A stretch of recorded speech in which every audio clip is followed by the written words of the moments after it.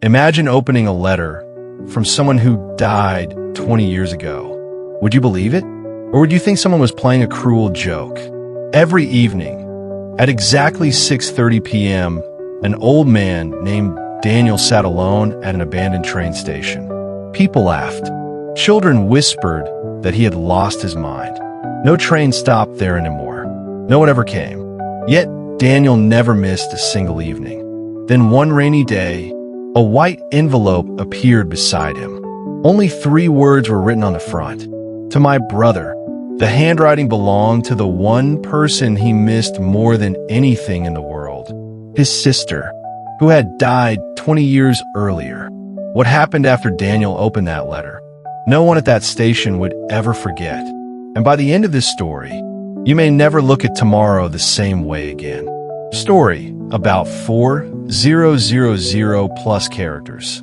20 years earlier, that station had been full of life.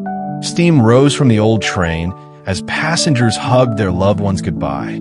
Among them stood Daniel and his younger sister Emma. Emma dreamed of becoming a doctor. She hugged Daniel tightly before boarding. "If life ever separates us," she whispered, "I'll always find a way to write to you." Daniel smiled. He believed they had forever. Every month, Emma kept her promise. Letters arrived filled with stories of exhausted hospital nights, grateful patients, and dreams coming true. Daniel read each one over and over. He tied them together with a faded blue ribbon and kept them inside an old wooden box. Then, one winter morning, the letters stopped. Weeks later, a police officer knocked on Daniel's door. Emma had died in a road accident while returning from the hospital after saving a child's life. Daniel felt as if time itself had stopped. Everyone told him to move on, but he couldn't. Instead, every evening at 6:30, he returned to the station where he had last seen Emma alive. Years passed. The station became abandoned. Grass grew between the tracks. Paint peeled from the walls. But Daniel kept coming. Because love doesn't always know when to let go. Then, on one quiet rainy evening, he noticed something impossible. A white envelope rested on the bench beside him. No footsteps, no stranger, no sound, just the envelope. His hand shook. The handwriting was unmistakable. Emma's. Inside was a pressed blue flower and a yellowed letter. The first sentence stole his breath. "If you're reading this, tomorrow has finally arrived." Daniel couldn't understand. Emma explained that before her final journey, she had written several letters. Each one was entrusted to different friends with one instruction. Deliver this only when Daniel needs it most. The letter wasn't about death. It was about life. Emma wrote, "If my story ends before yours, promise me something. Don't spend your life waiting for yesterday. Live so completely that tomorrow becomes a gift." Then she wrote one final instruction.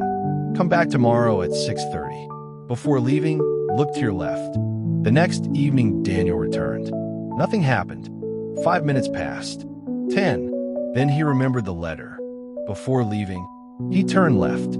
A little girl sat crying on another bench. She had missed her bus and become separated from her mother. Daniel comforted her.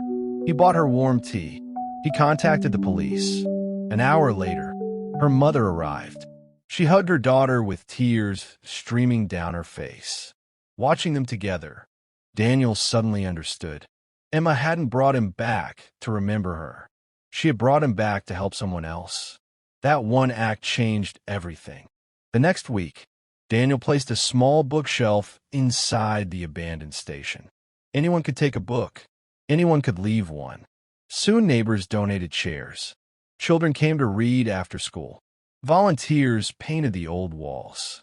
Travelers stopped to rest. The forgotten station slowly became the heart of the town. Above the entrance hung a simple wooden sign. Hope always arrives, even if it's late. Years later, when Daniel passed away peacefully in his sleep, the station remained. People from around the country visited, not because of the building, but because of the story. A story proving that grief can either become a prison or a bridge leading us to someone else's healing. Sometimes, the greatest miracle isn't receiving one more day with the people we love.